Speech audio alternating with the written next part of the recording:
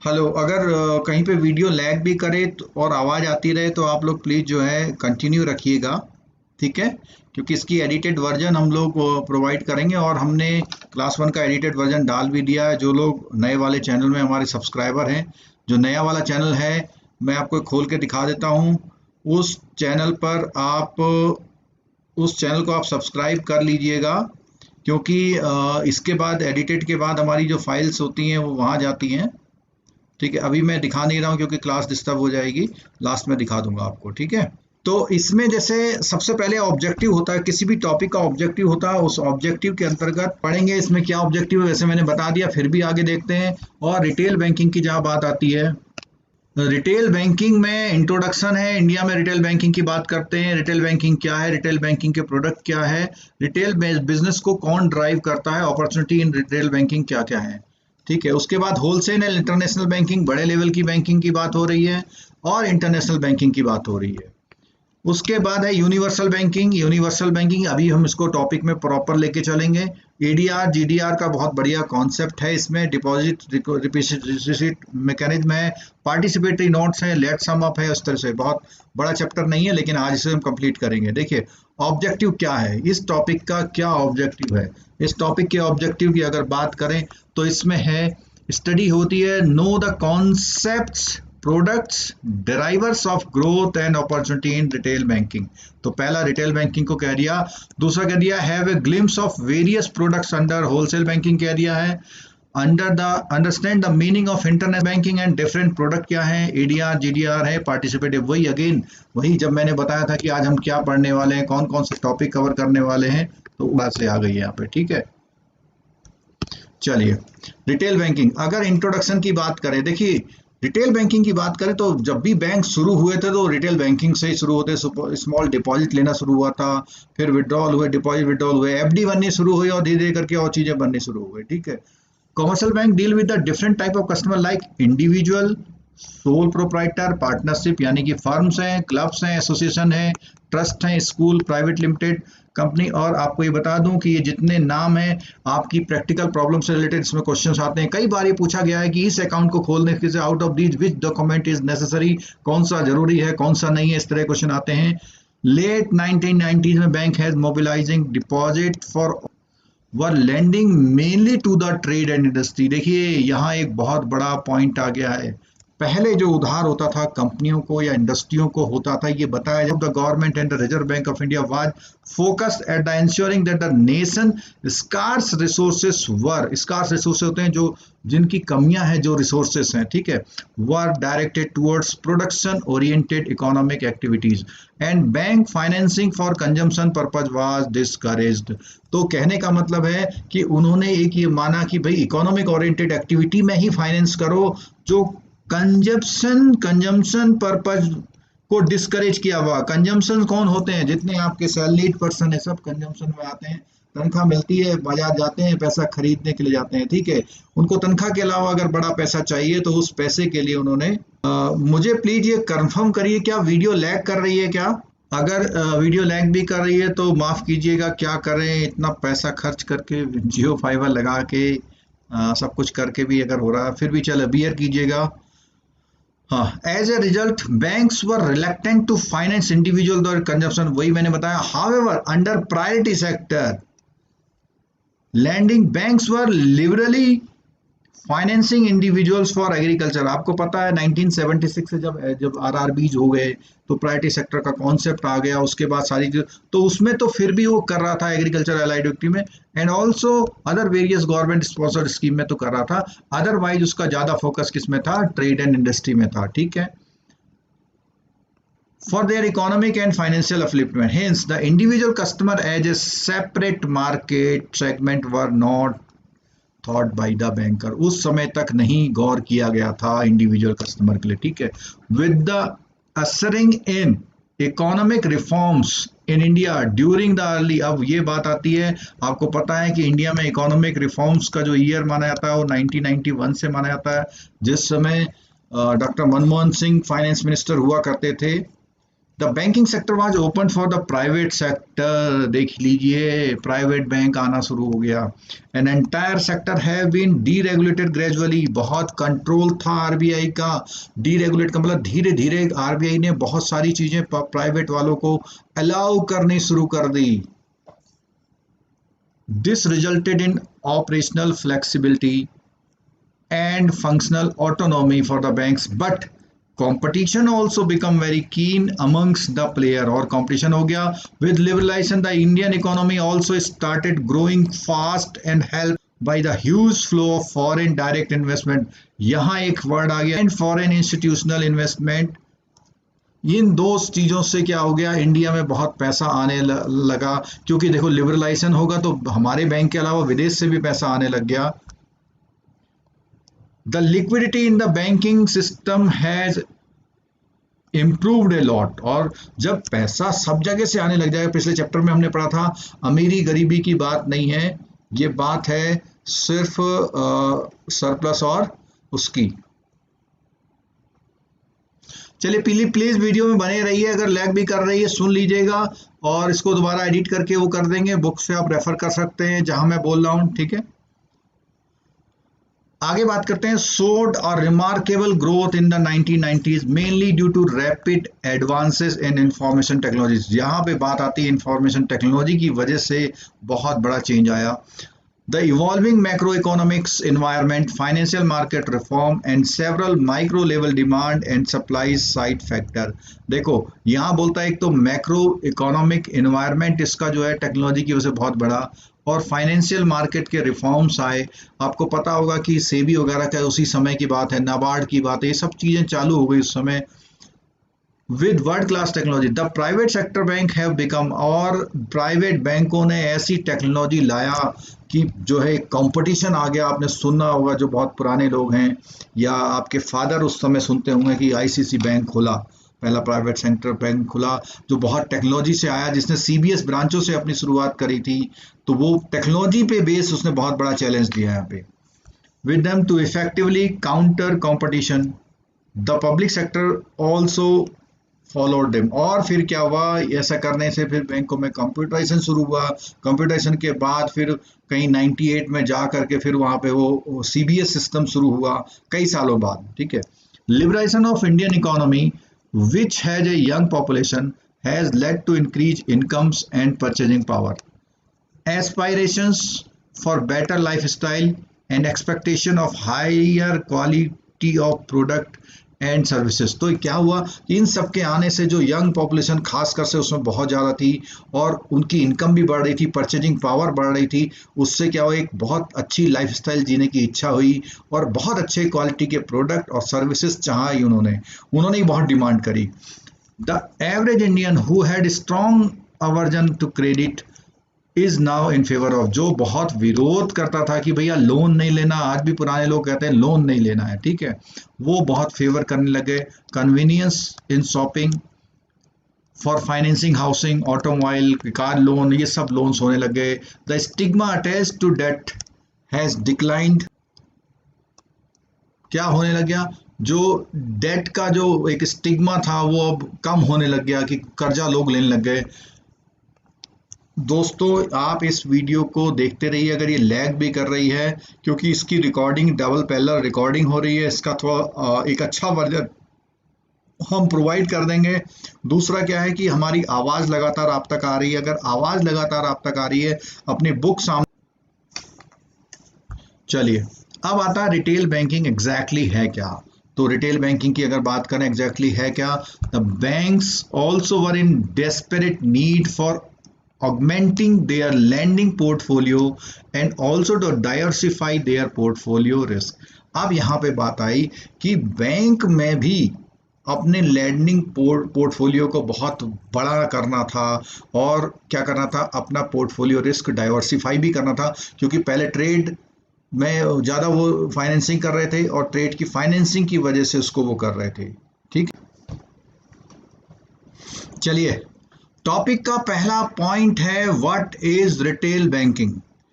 तो what is retail banking में आता है the banks also were in desperate need of, The bank also were in desperate need of augmenting their lending portfolio. ये एक बार हो गया था, मैं इसको दोबारा कर रहा हूँ। लैंडिंग, अब देखो डाइवर्सिटी मतलब क्या है कि पहले वो ट्रेड ही ज्यादा फाइनेंसिंग कर रहा था, अब वो हाउसिंग, ठीक है। Banks to depositor to the multiple banking requirement of the individuals by segmenting the individuals as a separate business market। अब उसने कहा कि मुझे क्या है, एक इंडिविजुअल को कैटर करने के लिए एक सेपरेट मार्केट कवर करना है, और इसी को बैंकों ने नाम दिया retail banking.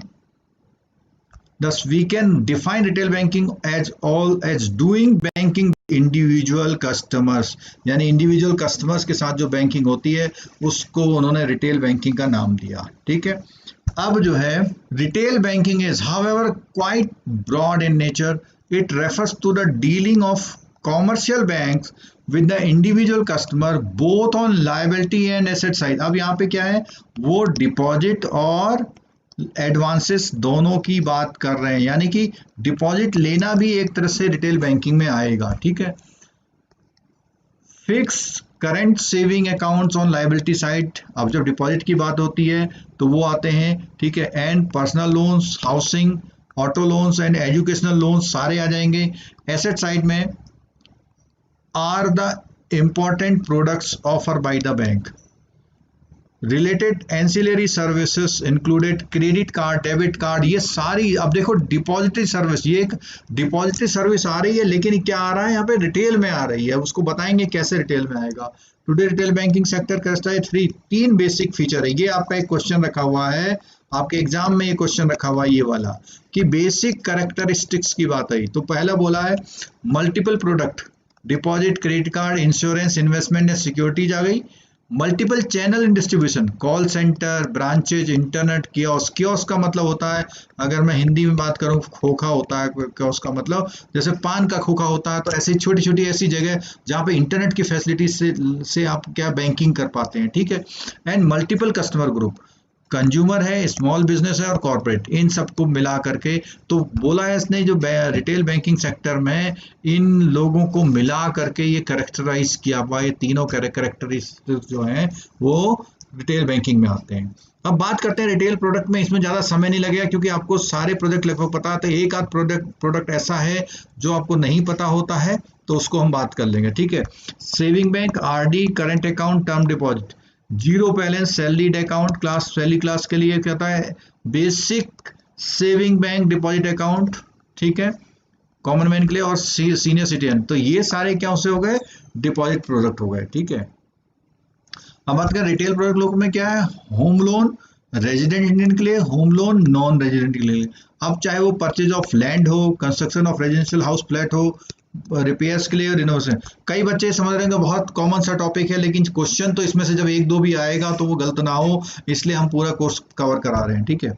Auto loans for purchase of new use vehicle, car, two wheeler के लिए है। कंज्यूमर लोन है, वाइट गुड्स और ड्यूरेबल्स के लिए है। पर्सनल लोन्स है, ज्वेल्स है, ज्वेलरी का हो गया आपका, और डोमेस्टिक कंजम्पशन के लिए मिलता है, ठीक है। अब एजुकेशन लोन में हायर एजुकेशन में बोथ इंडिया एंड अब्रॉड होता है। ट्रेड रिलेटेड एडवांस में क्या होता है, बिजनेस सेटअप के। अब देखो यहाँ पे ट्रेड तो है, लेकिन वो खासकर से कौन सा, रिटेल ट्रेड की बात कर रहे हैं, ठीक है। Crop loan to agriculture farmer है, और क्रेडिट कार्ड है। तो ये बात हुए कौन से प्रोडक्ट है, रिटेल के लोन प्रोडक्ट हैं। और रिटेल की सर्विसेज की बात करें तो सेफ डिपॉजिट लॉकर का आविष्कार भी बाद में धीरे धीरे तभी हुआ। और डिपॉजिटरी सर्विसेज की बात करेंगे जिसमें हमारा डीमेट अकाउंट वाला जो डीमेट अकाउंट वाली जो सर्विसेज हैं, शेयर ट्रेडिंग की जो फैसिलिटी जो बैंकों ने प्रोवाइड करनी शुरू करी, तो ये एक तरह डिपॉजिटरी सर्विसेज की बात होती। बैंक का अश्योरेंस प्रोडक्ट, बैंक का अश्योरेंस प्रोडक्ट का मतलब है कि इंश्योरेंस के प्रोडक्ट भी आपके बैंकों में मिलने लग गए। तो ये रिटेल की सर्विसेज हैं जो आपके रिटेल कस्टमर को देता है बैंक, ठीक है। In recent year, retail banking has turned out to be key profit driver of our bank. It is reported that the overall impairment of retail loan portfolio work out much less than the gross NPA ratio for the entire loan. अब देखो क्या बात करते हैं इसमें कि ऐसा report किया गया ओवरऑल कि जो रिटेल का लोन पोर्टफोलियो है वो कहीं कम है ग्रॉस एनपीए के रेशियो में जो पूरे लोन का। यानी कि अगर आप बात करें एडवांसेस में, कुछ पार्ट आपने रिटेल का दिया हुआ है, कुछ आपने होलसेल का दिया हुआ है, और ओवरऑल रेशियो क्या है, मान लिया आपका 8% है, और रिटेल का पता लगा कितने परसेंट है, 3% है। तो वो ये बताना चाह रहा है कि रिटेल में जो है लोन का रेशियो कम है, क्योंकि आपको पता है पीछे कॉर्पोरेट लोन 58,000 करोड़ 67,000 करोड़ के राइट ऑफ हुए, वो सब उनके ट्रेड के अकाउंट थे, कॉर्पोरेट अकाउंट थे, ठीक है। With in the retail segment the housing loan had the least gross asset impairment. In fact, retail market ample business sense in the banking sector. चलिए अब बात करते हैं ड्राइवर की। उस समय भी ड्राइवर वर्ड आया था तो आप लोगों को कंफ्यूजन हुआ था कि ड्राइवर क्या होता है। तो ड्राइवर क्या है, जो रिटेल बिजनेस को चलाता है। क्या है, the economic prosperity and the consequent increase in purchasing power has given a flip curve होता है, मतलब हाई होता है, ठीक है, to a consumer boom during the 14 years after 1992। अब 14 साल अब और भी बढ़ गए हैं, लेकिन अभी बोलता है कि अगले 14 साल तक इकोनॉमी किस रेट से बढ़ी, 6.8% से, जिसको हम जीडीपी भी बोल देते हैं, ठीक है। कंटिन्यू टू वर्क और कंफर्टेबल रेट से बढ़ती गई, ठीक है। चेंजिंग, तो ड्राइवर यानी एक तो बात आई कि कौन से ड्राइवर हैं, एक बोला कि इकोनॉमी की जो ग्रू हुई वो रिटेल बिजनेस को बढ़ाया उसने, तो उसकी ड्राइवर हो गई, ठीक है। Changing consumer demographic indicate vast potential for growth consumption both qualitatively and. अब क्या हुआ कि लोगों ने बहुत अच्छा खाना पीना शुरू कर दिया और बहुत ज्यादा खाना पीना शुरू कर दिया, मतलब बाहर से खरीदना शुरू कर दिया, तो उनकी पोटेंशियल आया उसमें, ठीक है। India is one of the countries having highest portion of 70% of the population below 30। यहाँ बोलते हैं 35 years के यूथ यंग पॉपुलेशन कंट्री है, यंग पॉपुलेटेड कंट्री है India. The report Goldman Sachs एक कंपनी है जो ब्राजील, रसिया और इंडिया, इसमें जो ब्रिक हैं, ब्रिक के लिए उन्होंने अपना एक सर्च किया था, रिपोर्ट दी थी, has predicted a bright future in India because the demographic advantage. ये जो डेमोग्राफिक है, एक होता है वर्ड डेमोग्राफिक, तो डेमोग्राफिक का मतलब होता है जनसंख्या से रिलेटेड, जनसंख्या। तो इसको बोला भी जाता है कि जो ब्रिक कंट्री हैं, ब्राजील, इंडिया, चाइना और क्या बोलते हैं रसिया, ये पॉपुलेशन खासकर से जो है चाइना और इंडिया जो है वो populated, most populated dense country हैं, और ज़्यादा पॉपुलेशन होने से कंजम्पशन ज़्यादा होगा, डिमांड ज़्यादा होगी, सप्लाई ज़्यादा होगा।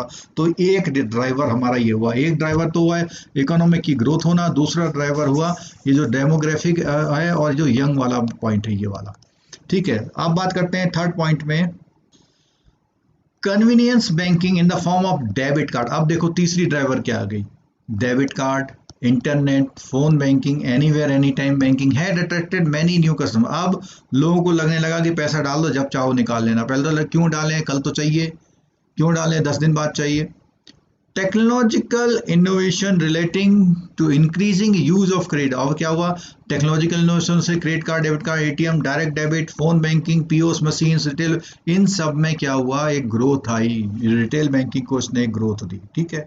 फोर्थ पॉइंट है, the interest rate in the economy was hovering at 12%। अभी देखो 1990 में 12% है, सडनली स्टार्टेड डिक्लाइनिंग फ्रॉम 2000 सन 2000 से ये कहाँ पे आ गई, 5-6% में आ गई 2004 में। अभी आपको पता है 4% पे जो है रेपो वगैरह चल रही हैं, तो और कम हो गई। Initially this falling interest rate contributed to the growth of retail credit by generating demand। ये बात हमने बता दी थी कि जब भी रेट ऑफ इंटरेस्ट डाउन होते हैं तो क्या होता है, डिमांड, क्रेडिट की डिमांड जनरेट होती है, बैंक पैसा उधार ले आते हैं, आरबीआई से बांटते हैं, खूब लोग भी खूब लेना पसंद करते हैं। The lowering of the interest rate coupled with robust growth in the economy resulted many of the corporates posting higher profit in their resulted. अब क्या हुआ देखिए, इससे क्या हुआ, जो बहुत बड़े बड़े कॉर्पोरेट थे, बहुत सस्ता उन्हें लोन मिलने लग गया, बहुत सस्ता लोन लेकर के उन्होंने प्रोडक्शन किया और बहुत फायदा कमाने लग गए, इन कंपैरिजन टू जैसा वो पहले फायदा कमाते थे उससे ज्यादा, क्योंकि रेट तो किसी के कम हुए नहीं, इंटरेस्ट रेट कम हो गया बल्कि, ठीक है, और लोग भी लोन खूब लेने लगे, इकोनॉमी बूम कर गई। After the liberalization of the economy, the Indian banks adopted the best international practices of the accounting and integrated risk management। अब देखो उसने कहा लिबरलाइजेशन में इंडिया के बैंकों ने भी क्या है, बहुत अच्छी बेस्ट अकाउंटिंग प्रैक्टिसेस और रिस्क मैनेजमेंट सिस्टम को अडॉप्ट करना शुरू कर दिया। The growth in the retail loans portfolio also provided banks the opportunity to diversify the, और इससे क्या हुआ कि बैंकों का भी अपना जो पोर्टफोलियो था, जैसे भी हमने बात करी, ये भी एक डाइवर्सिफिकेशन का फायदा है। देखिए पहले केवल होलसेल देता था, वो रिटेल भी दिया, तो डाइवर्सिफिकेशन में एक जगह ज़्यादा रिस्क है, एक जगह कम रिस्क है, कम एनपीए हो रहा है, तो उससे क्या उसे फायदा होने लग गया। ठीक है, नेक्स्ट पॉइंट है इसमें, फर्दर द डेलिंक्वेंसी रेट, डेलिंक्वेंसी मतलब डिफॉल्ट के रेट होना, खराब होने के रेट होना, यानी क्या है, default in respect of retail advances was comfortably on lower side when compare to the, वो भी अभी ने जस्ट यही डिस्कस किया, have put comparatively less a provisioning burden. अब जब है, जब आपके लोन कम खराब होंगे तो उसके लिए प्रोविजन भी कम करेंगे। With in the retail segment the housing loans had the least gross asset impairment, यानी हाउसिंग लोन एक ऐसा सेगमेंट था जिसमें सबसे कम खराब लेवल के लोन पाएगा, इम्पे जो है ना ये ग्रॉस एसेट इम्पेयरमेंट, यानी उसमें ज़्यादा वो मिले। अब इसमें बात आती है रिटेल बैंकिंग समझ गए, रिटेल प्रोडक्ट समझ गए, रिटेल बैंकिंग के ड्राइवर समझ में आ गए कि किनकी वजह, ड्राइवर का मतलब किसकी वजह से रिटेल बैंकिंग ये चल रही है। अब बात करते हैं अपॉर्चुनिटी इन रिटेल बैंकिंग, यानी कि रिटेल बैंकिंग में क्या क्या अपॉर्चुनिटी है।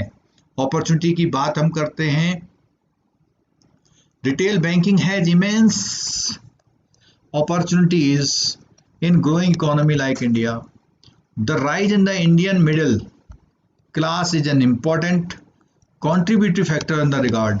यानी कि जो मिडिल क्लास है उसका ग्रोथ होना, आपको ये भी पता होगा कि 6th पे कमीशन और फिर 7th पे कमीशन, इसने भी बहुत ग्रोथ दी है। With the tremendous growth experienced by the Indian industry, in particular the software industry and the retailing sector, the percentage of middle high income household is expected to continue rising. कौन कौन से retailing और software industry दोनों की वजह से जो है ये मिडिल उसका वो राइज हुआ। The combination of above factors promises substantial growth in the retail sector. Finally retail banking does not refer to lending only. अब केवल लैंडिंग की बात नहीं कर रहे हो, बहुत सारी जो भी हमने बात की, डिपॉजिट भी है, सर्विसेज भी है। One should not forget the role played by the retail depositor. अब लैंडिंग तो है लेकिन रोल प्ले तो असली किया वो रिटेल के डिपॉजिटर ने किया। कॉर्पोरेट के लिए लोन जो मिलता है वो आपको पता है कि कॉर्पोरेट जो होते हैं वो इन्वेस्टमेंट नहीं करते, उनका इन्वेस्टमेंट कैपिटल इन्वेस्टमेंट होता है। और जो रिटेल इन्वेस्टर होता है, रिटेल का काम क्या है, एफडी बना ली, आरडी बना ली, सेविंग बैंक में डाल दिया, यही पैसा इकट्ठा होकर के लोन्स में डरता है। The home maker, the retail shopkeeper, the pensioner, the self-employed and those employed in unorganized sector। अब अनऑर्गेनाइज सेक्टर और ऑर्गेनाइज सेक्टर, ऑर्गेनाइज सेक्टर में जहाँ बिल्कुल सिस्टम से काम हो रहा है, अनऑर्गेनाइज सिस्टम है कि कोई फेरी वाला है, आज वो फेरी कर रहा है, कल कोई मजदूरी कर लेता है, कल एग्रीकल्चर भी अनऑर्गेनाइज सेक्टर में आता है हमारे इंडिया में। ठीक है, तो वहाँ के लोग all need to get a place in the bank.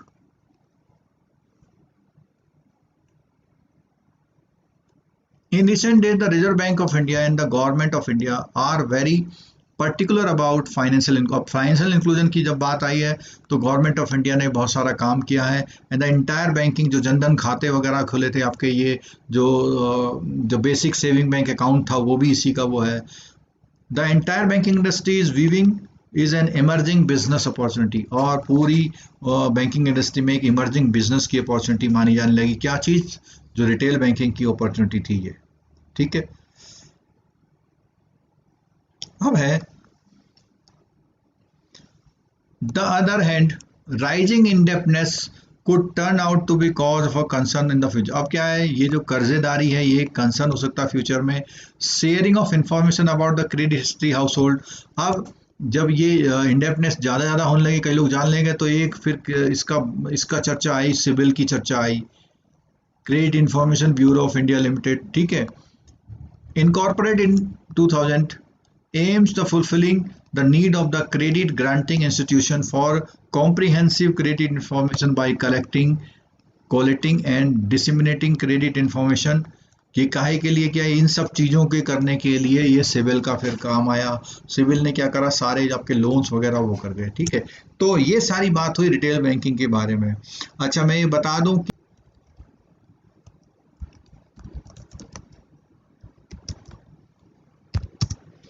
कि 10 AM पर भी कल क्लास होगी, ठीक है।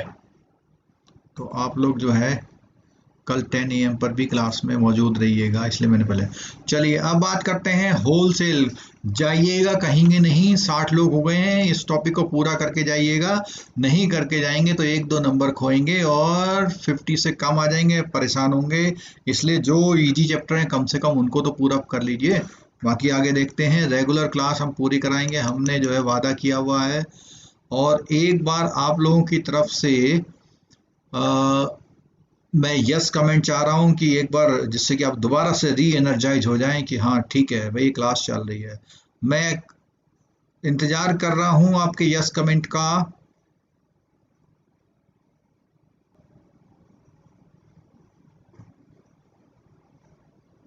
इकसठ लोग देख रहे हैं, 49 लोगों ने लाइक किया हुआ है। Good, thank you for liking the class. अच्छा, ममता गुरनानी है, मैं इसको गुरुरानी समझ रहा था। अच्छा, हो सकता है गुरनानी उत्तराखंड से नहीं होंगे। चलिए, ये तो जस्ट एक छोटी सी ये क्या आती बीच में आप लोगों का ध्यान रिकंसंट्रेट करने के लिए एक्सरसाइज होती है। हम लोग स्कूल में पढ़ाते हैं तो उसमें क्या होता है कि बीच में क्लास को करने के लिए पूरी क्लास को इकट्ठा करके एक बार लंबी लंबी सांसें कहते हैं, थोड़ा सा कंसंट्रेट करिए, और तो बच्चे थोड़ा सा ऐसा लगता है दोबारा क्लास में आ जाते हैं। तो यही हमें करना पड़ता है, क्योंकि 45 मिनट से ज़्यादा की क्लास हो जाती है तो फिर हमें करना पड़ता है, ठीक है। चलिए, गुड, थैंक यू। चलो, सब सुन रहे हैं।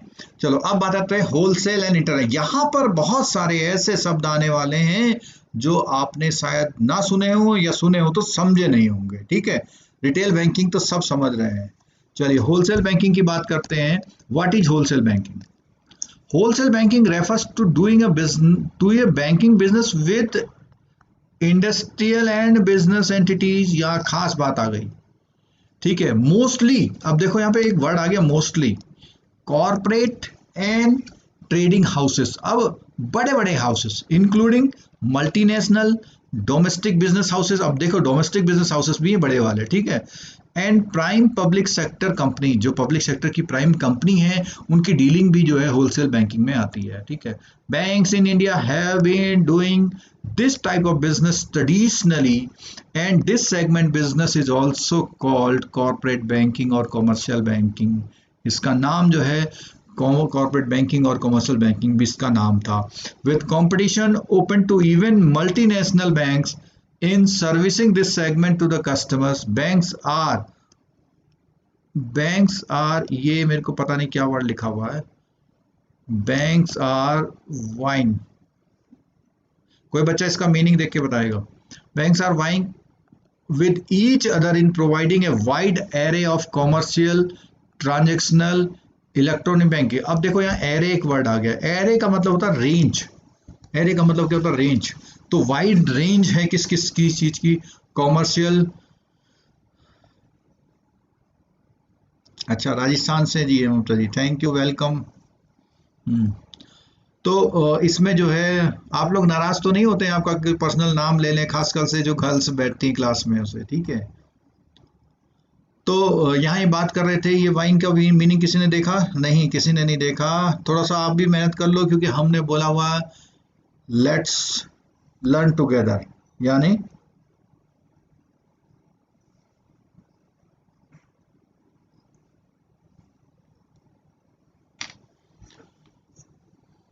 चलो अभी देखते हैं तो बता देते हैं। Banks achieves this through innovative product development and a well integrated approach to relationship management. Every bank promises to provide superior product delivery. सब बैंक करते हैं। इंडस्ट्रियल बेंचमार्क सर्विस लेवल्स करते हैं। अब यहाँ पे क्या इंडस्ट्रियल बेंचमार्क सर्विस लेवल का मतलब, जैसे कि पूरी उसमें बोला हुआ है खाता खोलने में 5 मिनट लगेंगे, तो सब लोग क्या करते हैं फिर 5 मिनट लगने चाहिए, तो हर बैंक उसमें वो करता है। नहीं, अब बफरिंग नहीं हो रही भैया, अब तो बिल्कुल ठीक चल रहा है। अब हो सकता है पर्टिकुलर आपके वहां बफरिंग हो रही होगी, क्योंकि मेरे बगल में 2 डिफरेंट नेटवर्क से चल रहा है। And strong customer orientation, the product offering are suitably structured, taken into account clients risk profile and specific. तो ये सारी बातें आ गई हमारी क्या, होलसेल बैंक में। अब बात करते हैं प्रोडक्ट की। जैसे हमने उसमें रिटेल में बात करते हैं, अच्छा, वाइंग मीन्स कंपीटिंग। ओ गुड, निकिता तांबे दिव्या, वेरी गुड। देखो, एक दूसरे को टोकना है, वाइंग माने एक दूसरे को टोकना, इसमें कंपीटिंग होगा। हाँ, ये एक दूसरे को टोकने से भी मतलब है, मतलब कहने का मतलब ये है कि किसी को कंपटीशन करने के लिए दूसरे को, उसके लिए हम लोग कुछ ऐसा नया कर रहे हैं कि उसे कंपटीशन मिल रहा है, कर दो।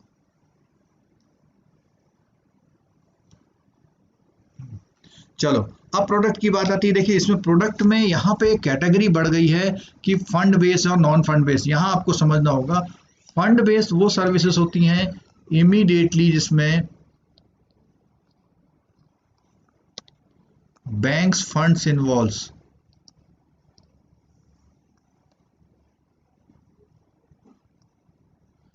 जहां पे इमीडिएट होता है, और यहां पे होता है इफ पार्टी फेल्स।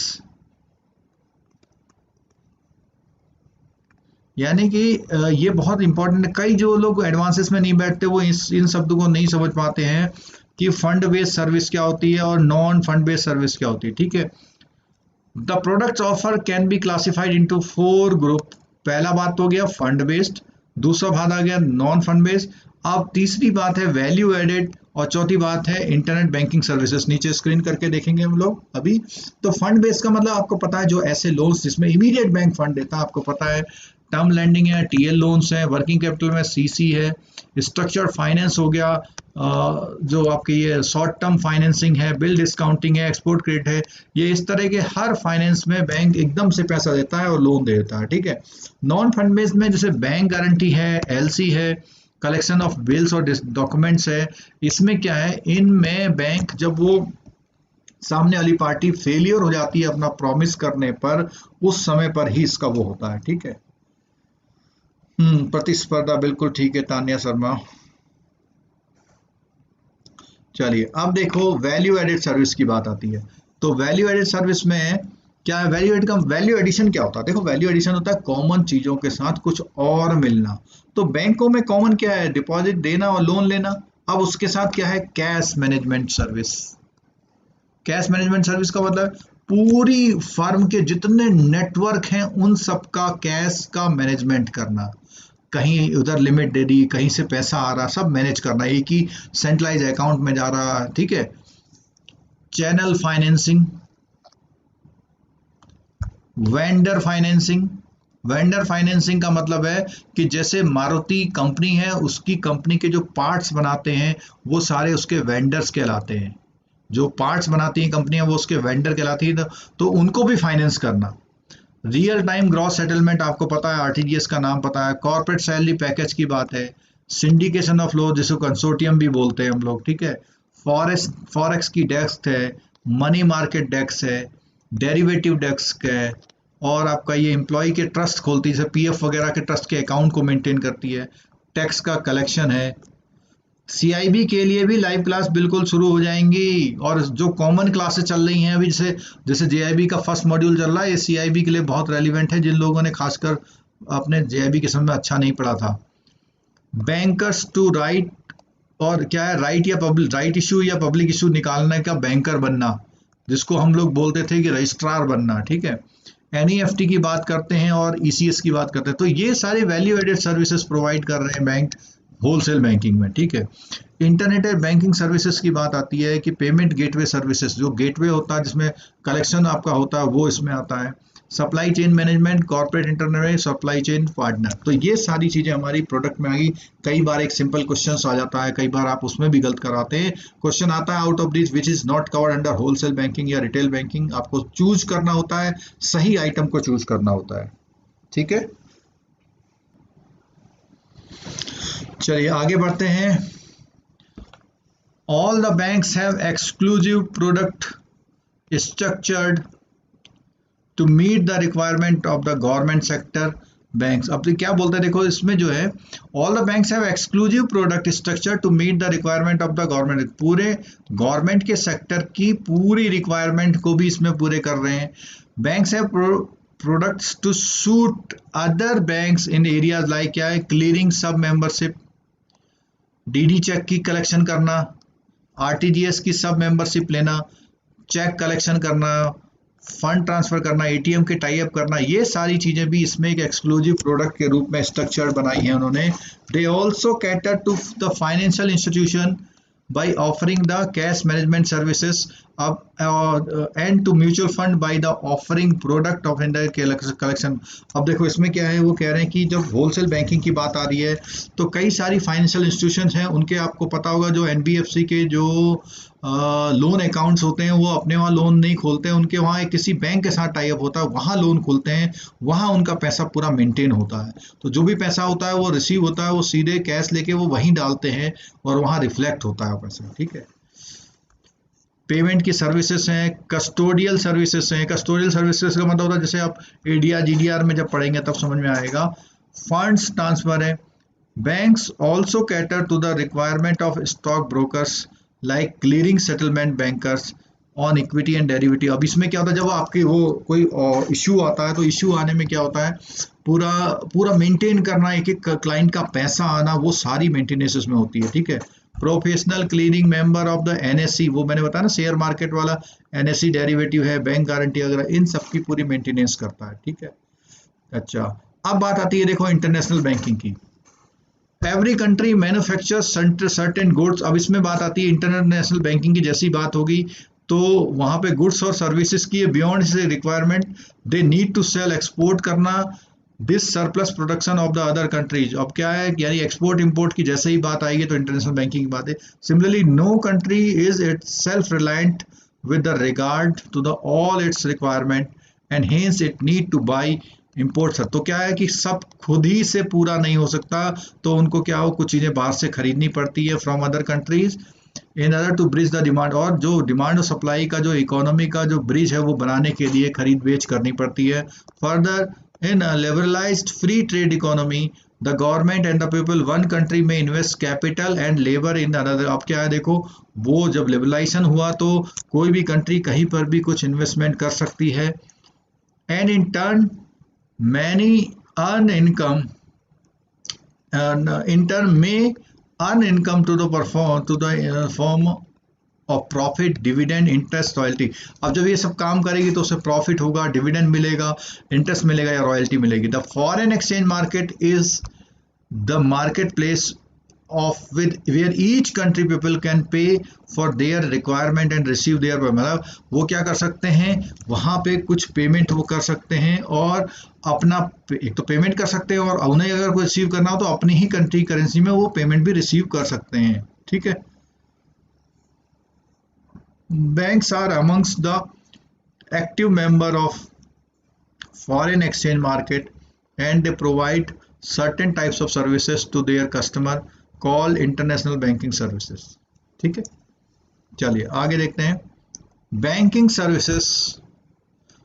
आगे बहुत इंपॉर्टेंट एस्पेक्ट आने वाला है, जैसे जैसे टॉपिक में हम आगे बढ़ते जा रहे हैं ऐसी ऐसी नई चीजें आने वाली हैं जो आपने नहीं सुनी होंगी, समझी नहीं होंगी, और आज समझ लेंगे आप। ठीक है, banking services catering to cross-border transactions is called international banking। Banks have been traditionally offering various services to international business people। These services can be broadly, अब देखो, अब जब बात आती है इंटरनेशनल बिजनेस पीपल के बारे में बात आती है तो ये चीजें जो अब आ रही हैं वो आ रही है फॉरेन एक्सचेंज में जो बिजनेस है उससे। अब नीड ऑफ, अब देखो अभी हमने बात करी एक्सपोर्टर और इंपोर्टर, तो पहले हम बात करेंगे एक्सपोर्टर में क्या है। दो चार बहुत अच्छी बातें आने वाली है, आज क्लियर होने वाली है आगे। एक्सपोर्ट पैकिंग क्रेडिट, जिसको हम पैकिंग क्रेडिट के नाम से जानते हैं और इसको हम प्री शिपमेंट भी बोलते हैं, प्री शिपमेंट क्रेडिट भी बोलते हैं। ठीक है, तो banks provide pre shipment finance, देखो यहां आ गया pre shipment finance in the form of export packing credit, EPC बोलते हैं इसे, both in rupees as well as. अब वो जैसे क्या है, इसका मतलब क्या है, प्री शिपमेंट का मतलब समझ लीजिए। प्री शिपमेंट का मतलब समझता हूं आज आप समझ जाएंगे, बहुत सारे बच्चे इसमें डाउट में रहते हैं। देखिए ऐसा होता है, एक इंडस्ट्री है, मान लिया एक इंडस्ट्री है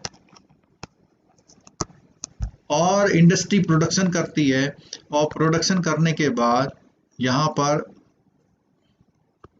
उसे फॉरेन में वो सप्लाई करना है, ठीक है। यहाँ से गुड्स जो है, गुड्स इधर को आ करके यहाँ के स्टॉक तक आ जाते हैं, ठीक है। अब सपोज कीजिए, यहाँ पर एक बहुत अच्छा कॉन्सेप्ट बताता हूँ आपको मैं।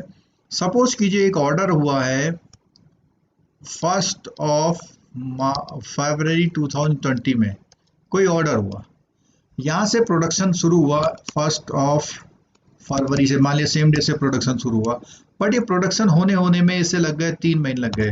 1/5/20 को ये प्रोडक्शन हुआ और यहाँ पर उसने 5 को उसने ये प्रोडक्शन पूरा सप्लाई के लिए शिप कर दिया, ठीक है। अब यहाँ समझिएगा बहुत ध्यान से, ये प्रोडक्शन हुआ, यहाँ से सप्लाई हुआ, यहाँ से भेज दिया और यहाँ पहुँचते पहुँचते उसे 15/5/20 लग गए, ठीक है। अब इस एक्सपोर्टर को कब फाइनेंस की जरूरत है? अगर यहां से पहले, यानी कि इस बीच में कभी भी उसे, यानी 1 फरवरी 20 से लेकर के 4/20 तक उसे कोई फाइनेंस मिलता है किसी भी तरह का, तो that is called pre shipment, ठीक है। और बुकिंग के बाद अगर उसे कोई फाइनेंस इसको, यानी कि 5 to 15 मई तक कोई भी फाइनेंस लेता है, दैट इज पोस्ट शिपमेंट। बच्चों समझ में आया तो जरा जोर से यस लिख दीजिए।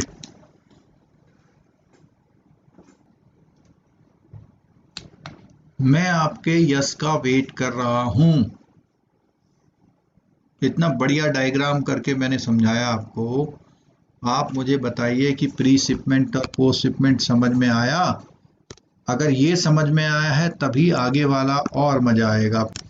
ममता जी एक बार बिल्कुल वापस बता देते हैं। देखिए, एक्सपोर्टर जो है, एक्सपोर्टर का ऑर्डर बुक करने से लेकर के ऑर्डर को शिप करना, क्या करना? शिपमेंट करना, इस बीच में कहीं पर भी कोई लोन वो अगर बैंक से ले रहा है, उस फैसिलिटी को हम प्री शिपमेंट कहते हैं। अगर वो ऑर्डर सप्लाई कर चुका है, यानी बुक कर चुका है शिपमेंट के लिए, वहां से लेकर के आगे जो भी वो ले रहा है, तो उसे बोलते हैं पोस्ट शिपमेंट। कुछ ऐसा मान लीजिए आप कि किसान है, किसान एक फसल को प्रोड्यूस कर रहा है, तो खेत के जोतने से लेकर के बीज खरीदना, खाद के लिए, जुताई, निराई, सब के लिए पैसा लेना, जब तक फाइनल प्रोडक्ट उसके पास रखा हुआ है तब तक, अगर वो बैंक से लोन लेता है तो प्री शिपमेंट है। लेकिन जिस दिन वो किसी को बेच देता है और बेचने के बाद अभी उसे पैसा नहीं मिला है, क्या मिला है उसे? एक बिल ऑफ एक्सचेंज मिल गया, एक प्रॉमिस मिल गया, एक चेक मिल गया, उस बीच में जो फाइनेंस होगा उसको पोस्ट शिपमेंट बोलते हैं, ठीक है। फाइनेंस एक्सपोर्टर लेता है कहां से? बहुत बढ़िया क्वेश्चन है। वो चाहे बैंक से ले, चाहे फाइनेंशियल इंस्टीट्यूशन से ले, चाहे ईसीजीसी के ऑफिस से ले, चाहे सिडबी से ले, कहीं से ले, कहीं से भी वो फाइनेंस ले रहा है तो वो उसका प्री शिपमेंट फाइनेंस कहलाता है। पोस्ट शिपमेंट में ये होता है बुक करने के बाद। चलिए इसको यहीं पे रोक रहे हैं क्योंकि इतना समझ में आ जाना चाहिए आपको। तो इसमें सबसे पहला वर्ड क्या था? Export packing credit. क्लियर हो गई बात? तो ये प्री शिपमेंट बोला। अब बोला assist the exporters for manufacturing और packing of the goods from the export. ठीक है, अब बात आती है एक्सपोर्ट बिल ने। ये बहुत इंपॉर्टेंट पॉइंट आ गया, इसको भी मैं आपको अलग से समझाऊंगा। नेगोशिएशन का मतलब अगर कभी भी डाउट हो तो समझ लेना, जो नेगोशिएबल इंस्ट्रूमेंट होते हैं उनकी डीलिंग करना। जो नेगोशिएबल इंस्ट्रूमेंट है उनकी डीलिंग बैंक करता है, उसी को नेगोशिएशन बोलते हैं। बैंक्स नेगोशिएट एक्सपोर्ट बिल, यानी बिल क्या है? एनआई एक्ट में नेगोशिएबल इंस्ट्रूमेंट है, ड्रॉन अंडर, चाहे वो एलसी का बिल हो। If the documents are found to be strictly in the terms with the LC condition, payment of the bill to the exporter is made even before the bill are realized from the importer। यानी कई बार क्या होता है कि उसका पैसा वहां से आने से पहले भी बैंक उसको पेमेंट देता है। आपने सुना होगा कि आपके बैंक में कोई चेक जमा करता है, अगर वहां आपका सीबीएस नहीं है तो कलेक्शन में जाता है, लेकिन आप उसको पेमेंट तुरंत दे देते हो। ठीक है। अच्छा, अगला है export bill purchase and discounting. अगला पॉइंट क्या है? Export bill purchase and discounting. Even when the exports are not covered under the letter of credit. अगर कई बार ऐसा होता है लेटर ऑफ क्रेडिट का बिल भी नहीं है, एक्सपोर्ट कवर्ड नहीं है, ऐसी कंडीशन में bank sanction credit limits and pay the value of the invoice immediately on shipment. देखो, immediately on shipment to the, वो कहता है कि आपने कोई प्रोडक्शन किया हुआ है, जैसे ही आप प्रोडक्शन कर दोगे और भेज दोगे तो उसके अगेंस्ट में मैं फाइनेंस दे दूंगा, भले ही वहां से कोई बिल कोई हो या ना हो। तो यहाँ क्या कर रहा है कि बिना एलसी के कवर के, एलसी के लेक्चर में आप देखेंगे एलसी में क्या होता है, कवरेज होती है। क्या कवरेज होती है कि एक तरह से कई बैंक मिलके काम करते हो। तो यहाँ बोल रहा है the export document are presented, the proceeds will be credited to the advance. अब क्या है एक्सपोर्ट डॉक्यूमेंट का मतलब क्या है कि जैसे ही उसने सामान भेजा, तो मान लेता है बैंक भाई सामान भेजा तो पैसा आएगा ना उसका, उस लिए। ठीक है। नेक्स्ट है एक्सपोर्ट बिल कलेक्शन सर्विसेज। अब कलेक्शन क्या होता है कि सिंपल उसने किसी ने भैया मेरा ये बिल ले लो, बैंक ने बिल ले लिया, उसने कहा जी भैया इसको यूके भेज दो और बैंक से कलेक्शन मंगा लो, जैसे आप लोग चेक कलेक्ट कर रहे ऐसे बिल भी। तो नेगोशिएशन वाले में क्या होता है, पेमेंट जा रही है। बिल परचेज और डिस्काउंटिंग में क्या होता है कि इमीडिएटली क्या हो रहा है, आपको पेमेंट मिल जा रही है, बिल विल की बात ही नहीं कर रहे उसमें। मतलब अगर आपने शिपमेंट कर दी है तो मिल जाता है। और कलेक्शन सर्विसेज में क्या सिंपल हो गया भाई, आप मेरा एक बिल है वहां से लंदन से पेमेंट मंगा दो, बैंक ने मंगा दिया। The export documents are sent in collection by the exporter through the his banker for payment by the overseas buyer on their presentation. Such payments received against the delivery of document by the buyer's bank are remitted to the collecting bank। यानी केवल वो उसके पैसों को मंगा रहा है। ठीक है, कोई फाइनेंसिंग वगैरह कुछ नहीं कर रहा, सिर्फ उसके पैसे को मंगाने का एक काम कर रहा है। ठीक है। अच्छा, अब बात आती है बैंक गारंटी। बहुत कॉमन सा वर्ड है बैंक गारंटी। क्या है? बैंक्स ऑल्सो, अभी हम सब बात कर रहे हैं एक्सपोर्ट के पॉइंट ऑफ व्यू से। Banks also issue guarantee in foreign currency on behalf of the exporter for approved purpose as defined above। जो फेमा में जितना भी है उसके according, subject to availability of credit limit against the 100%। अब देखो क्या बोला कि उसके पास क्या है, क्रेडिट लिमिट होनी चाहिए उसकी, क्या है, against 100% cash margin. Cash margin का मतलब क्या हुआ? इसका मतलब ये हुआ कि जो भी बैंक गारंटी है उसके पीछे अगेंस्ट में वो कुछ कोई एक ऐसी चीज गिरवी टाइप की रख लेता है कि ठीक है अभी तुम ये दे दो, पैसा नहीं है उसके पास कोई और सिक्योरिटी पड़ी है, गोल्ड पड़ा उसने रखा और बैंक गारंटी ले ली। अगर वो फेल होगी तो उससे वसूल लेगा ना। ठीक है। अगला है रुपीज एडवांस, यानी रुपए का लोन दे देना। भाई एक्सपोर्ट बिल में तो पैसा उसे आएगा फॉरेन करेंसी में, लेकिन वो क्या कर रहा है, रुपीज में एडवांस दे रहा है। If an exporter expects the currency of his invoicing to appreciate further and does not want to surrender the export value forex before the due date, banks offer rupee advance। अब देखो सुनो, अब वो कह रहा है कि देखो जो फॉरेन करेंसी की एक्सपोर्ट वैल्यू है वो ये कहता है कि मुझे not want to surrender export, वो कहता है मैं अभी वो बिल आपको नहीं दे रहा हूं, लेकिन आप मुझे एक रुपए का एडवांस दे दो। किसके अगेंस्ट में? उसको गिरवी रख लो। Up to the due date for the receivable subject to limit available. तो वही बात आ गई कि भैया उसने बिल रख लिया है, लेकिन उसको पैसे जो है बिल को एक गिरवी रख के रुपए में एडवांस दे दिया उसको। तो ये क्या हो गया, rupees advance against export bill, जबकि वो बिल है फॉरेन करेंसी में। ठीक है। अब क्या है एक्सपोर्ट एलसी एडवाइजिंग। अब देखो आपको पता है कि जो एक्सपोर्टर है, एक्सपोर्टर की एलसी को एडवाइज करना क्या बोलता है, with a correspondent bank relationship with the leading banks across the world, LC is advised through the banks। तो कोई एक्सपोर्ट हो रखा उसके अगेंस्ट में क्या करना, उसको एडवाइजिंग बैंक का होता है, ठीक है। एक्सपोर्ट एलसी की कंफर्मेशन करना, यानी एडवाइस बैंक बनना या कंफर्मेशन बैंक बनना। आपको पता है कि एडवाइजिंग बैंक और कंफर्मेशन बैंक दोनों जो होते हैं वो कहाँ होते हैं, किसकी कंट्री में होते हैं? वो हमेशा जो है, ये देखिए इधर बनाता हूँ, यहाँ पर अगर बात करूँ,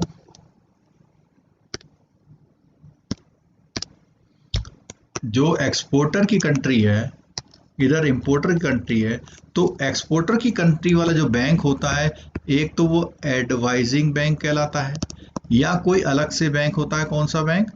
कंफर्मिंग बैंक कहलाता है। तो ये दोनों एक्सपोर्टर कंट्री में, इधर जो होता है वो होता है अपना, ये होता है ओपनिंग बैंक। जब हम एलसी पढ़ाएंगे तो इसको दोबारा से हम लोग पढ़ेंगे बहुत मजेदार तरीके से, ठीक है। चलो, अब आगे बोलता है, When the exporter does not have confidence in the credit standing of an LC gov, यानी कि अभी अगर इसी चित्र की बात करें, कई बार क्या होता है कि ये जो ओपनिंग बैंक है इसकी क्रेडिट पे वो विश्वास नहीं करता, तो एक्सपोर्टर का जो बैंक है वो कहता है भैया कहीं से कंफर्मेशन कराओ। तो ये बंदा किसी और बैंक से कंफर्मेशन जब कराते हैं, समझे, तो उस कंडीशन में क्या है, एक और बैंक को बीच में शामिल कर लेते हैं। अच्छा, आगे देखते हैं।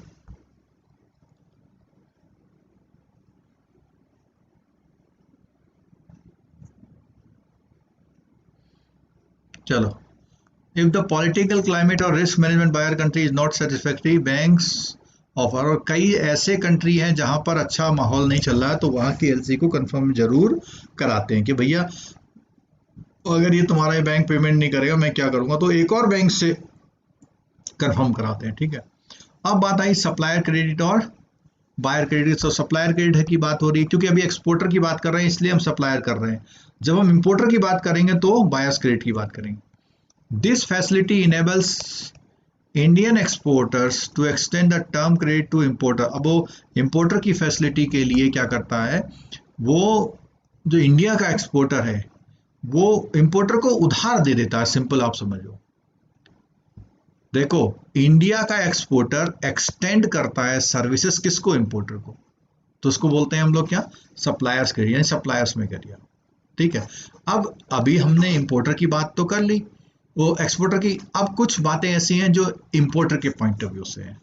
तो इंपोर्टर में क्या है, इंपोर्ट कलेक्शन बिल सर्विसेज क्या बोलता है, documentary collections are a common and flexible method of payment for goods purchase from order. अगर आप इंपोर्टर हैं, बाहर से सामान खरीद रहे हैं, तो क्या करेंगे, जो उनके डॉक्यूमेंट का कलेक्शन, भाई सामान खरीदेंगे तो सामान तो आएगा जहाज के थ्रू, लेकिन वो कागज कैसे आएंगे, तो कागज वो बैंक के थ्रू आपको मिलेंगे। Although relatively simple in principle, they require careful and accurate attention to bill of exchange. Stamping requirement of bill of exchange, bill of lading and other doc. अब देखो क्या क्या चीज़ है, बिल ऑफ एक्सचेंज की बात करें, स्टैंपिंग रिक्वायरमेंट ऑफ बिल है, bill of exchange है, और क्या है, बिल ऑफ लेडिंग की, लदान के बिल का, अदर डॉक्यूमेंट, ये सब चीजें। Banks handle the import collection document meticulously. अब क्या होता है, बैंक बहुत ध्यान से, मेटिकुलसली माने बहुत बारीकी से सारे कागजों को देख लेता है, तो आपको चिंता नहीं करनी पड़ती है कि जो सामान आया उसका कागज आपको मिलेगा या नहीं, पता पैसे चला गया और सामान आया लेकिन आपको कागज नहीं मिले उसके, ठीक है। अच्छा, अगला क्या है, direct import bill. FEMA allow importer to receive import document directly from the overseas supplier subject to certain condition and banks help importer to settle payment। अब देखो, पेमेंट पेपर तो डायरेक्ट आ गए लेकिन उसका पैसा कैसे मिले, तो उसमें बैंक क्या कर रहा है, सेटलमेंट कराता है उसमें, ठीक है। Advance payment towards import. अगर अब देखो, मान लिया आपने 10 करोड़ का कहीं इंपोर्ट कर दिया, आपको 2 करोड़ एडवांस चाहिए, तो कहाँ से लोगे, बैंक के थ्रू ही तो लोगे, तो ये बैंक की सर्विस दे रहा है आपको, ठीक है। Whenever any advance payment in overseas supply is required, तो bank provide the advisory services and also assist for the faster, मतलब उसको जल्दी से कैसे मिल जाए, ठीक है। इंपोर्ट एलसी, देखो ये बात ध्यान रखना कि एलसी हमेशा इंपोर्ट इंस्ट्रूमेंट होता है, यानी कि एलसी को इनिशिएट करने के लिए हमेशा इंपोर्टर आता है। देखो, ये सबसे पहला स्टेप ये होता है यार, बैटरी बदलनी उसकी।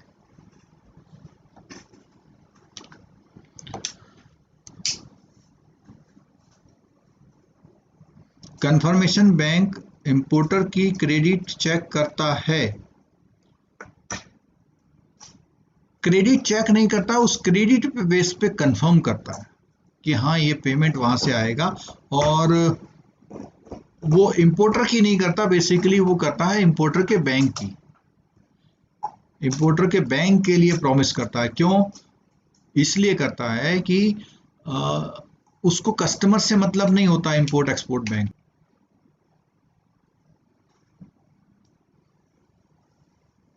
ठीक है, चलो ठीक हो गया, आगे बढ़ते हैं हम लोग। बिना टॉपिक कंप्लीट करके उठेंगे नहीं, और आपको पता है कि बहुत जल्दी कंप्लीट भी होने वाला टॉपिक, लेकिन जो इंटरेस्टिंग चीज है, जो इस टॉपिक का क्रक्स है, वो मत छूटने देना भैया। फिर मेरे को लगेगा जो मैं अच्छा बहुत समझा सकता था वो आपने छोड़ दिया। चलो आगे देखो, अब यहाँ पे आ गया अरेंजिंग, देखो बायर्स का नाम आ गया, बायर्स एंड सप्लायर क्रेडिट का नाम आ गया। Banks offer a wide range of offshore, offshore का मतलब होता है कि जो मतलब विदेशी वाले जो बिजनेस है, offshore financing options to importer and take care of their working capital requirement. Bank also arrange for financing import requirement of importers by way of suppliers. तो ये क्या करता है, बैंक जो है सप्लायर और बायर क्रेडिट के माध्यम से भी हेल्प करता है।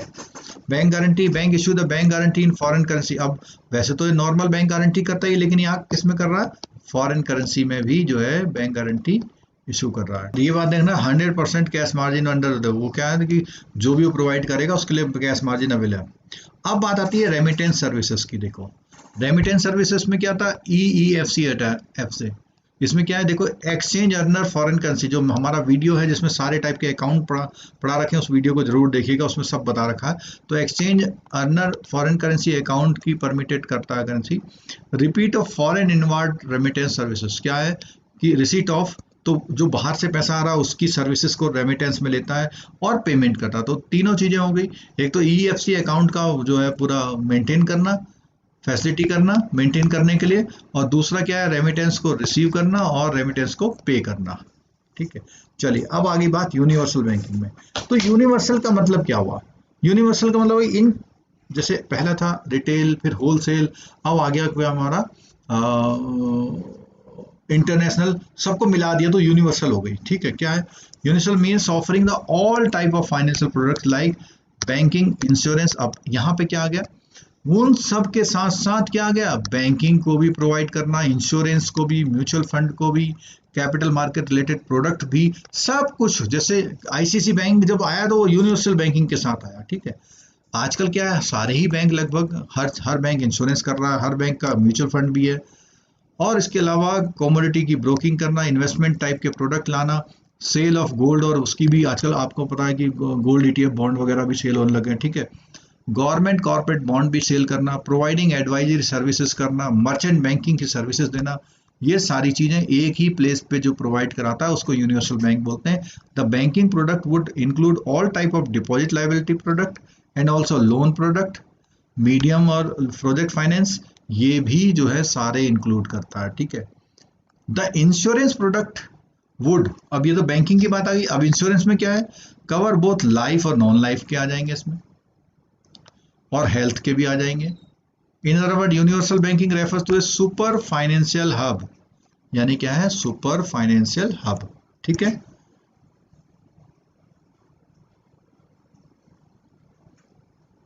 मुकुल सिन्हा जी बिल्कुल ठीक कह रहे हैं, कंफर्मिंग बैंक एक्सपोर्टर की कंट्री में होता है, लेकिन वो जो एडवाइजिंग बैंक होता है उसकी क्रेडिट वर्दीनेस के बीच में, ये जो अपना कई बार क्या होता है कि इस डीलिंग में कोई भी फॉल्ट हो सकता है, तो जो LC की डीलिंग में फॉल्ट होने के लिए ही कंफर्मिंग बैंक को लाया जाता है।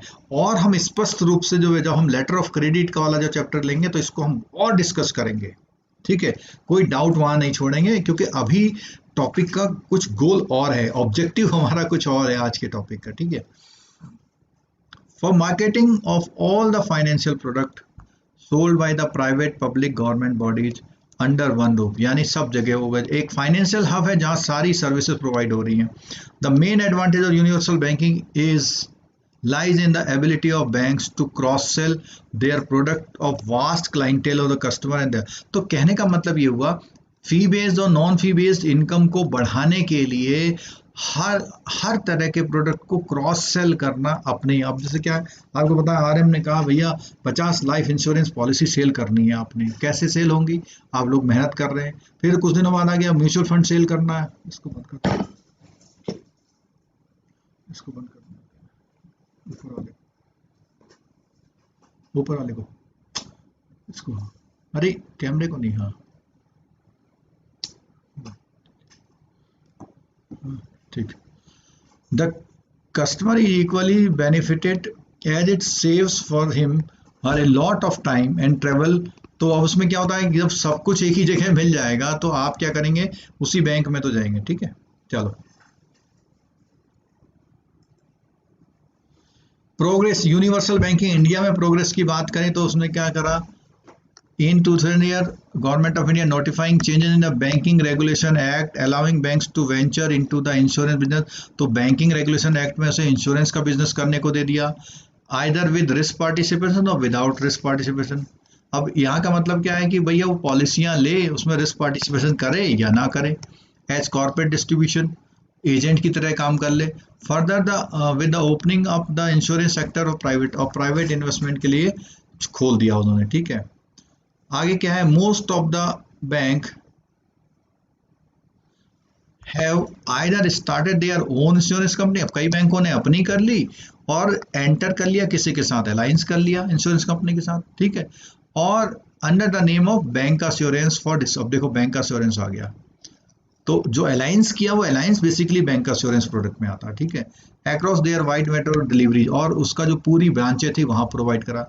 With more and more liberalization of the economy, mutual fund have also tie up with commercial banks to market। अब देखेंगे दूसरा पॉइंट क्या हो गया, इसने म्यूचुअल फंड की बात करने लग गया, एक इंश्योरेंस की बात करी इसने यहाँ पे, और फिर दूसरा इंश्योरेंस की बात करी, फिर म्यूचुअल फंड की बात कर ले।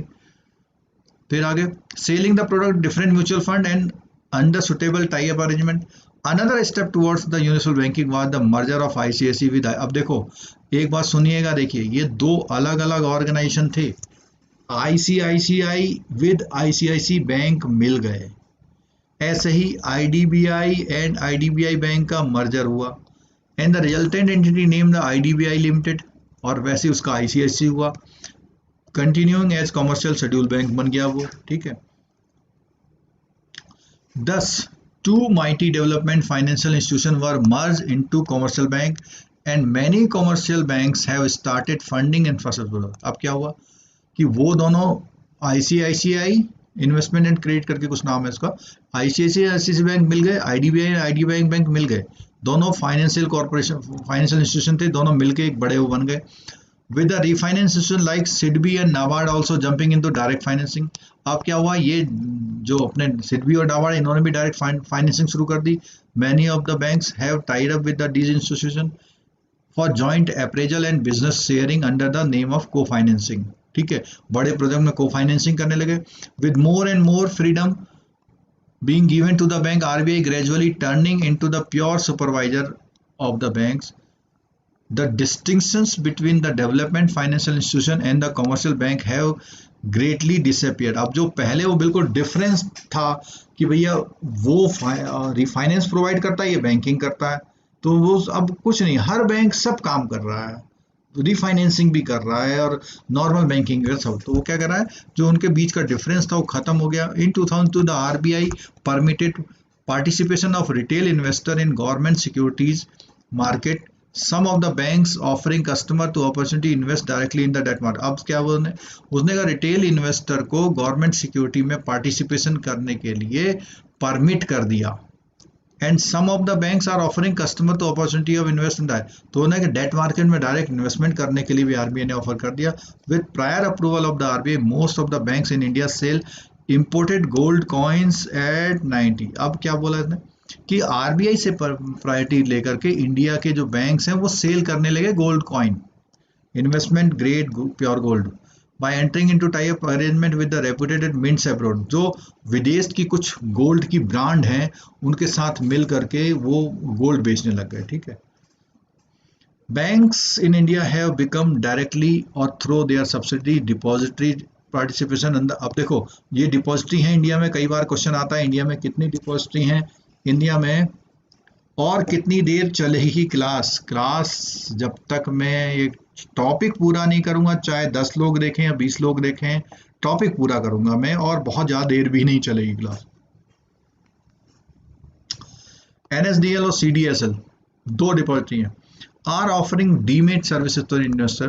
Banks also offer their customer internet-based e-brokering services directly or through tie-up arrangement with SEBI register broker. अब क्या हुआ, बहुत सारे ई ब्रोकिंग की सर्विसेज आ गई जो सेबी में रजिस्टर ब्रोकर की तरह काम करने लगी। Some of the banks are also offering portfolio investment, भी एक क्या होगा बैंक कस्टमर को प्रोवाइड करने। तो ये क्या हुआ, यूनिवर्सल बैंकिंग बहुत हो गई। चलिए बहुत मजेदार चीज आ गई है ADR GDR। अगर मैं ADR GDR को पहले समझा दूं तो ज्यादा अच्छा रहेगा। चलिए समझते हैं। चलिए बहुत बहुत अच्छा एक प्रेजेंटेशन हम लोग यहाँ पे करते हैं। चलिए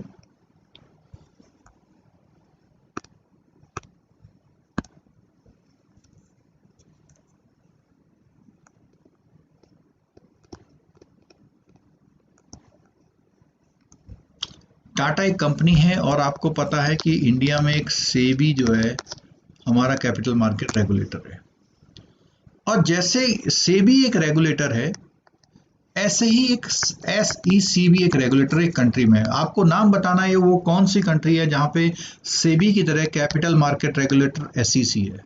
ठीक है, जब तक आप बताते हैं तब तक मैं कुछ और करता हूं। अब यहाँ पे क्या है, BSE या NSE, ऐसे बहुत सारे क्या है हमारे स्टॉक एक्सचेंजेस हैं। इन स्टॉक एक्सचेंजेस में क्या होते हैं, शेयर लिस्टेड होते हैं। क्या होते हैं, शेयर की ट्रेडिंग होती है।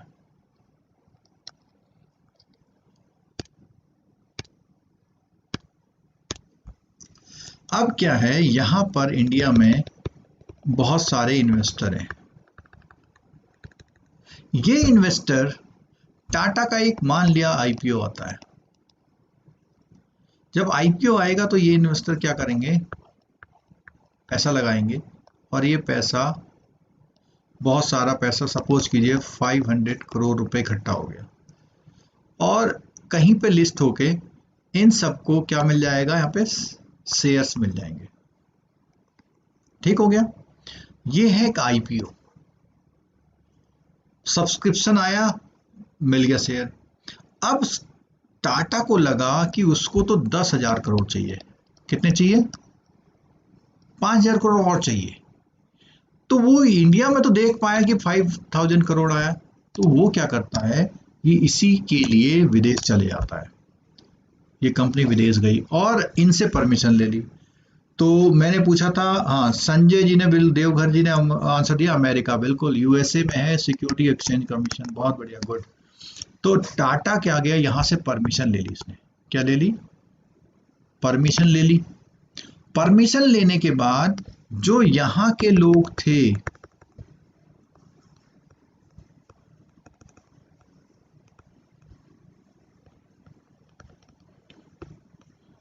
ये लोग इकट्ठा करेंगे पैसा, यहां के किसी बैंक को देंगे, और वो पैसा सीधे $500 मान लिया, ये पैसा सीधे आएगा कहां पे, टाटा के पास।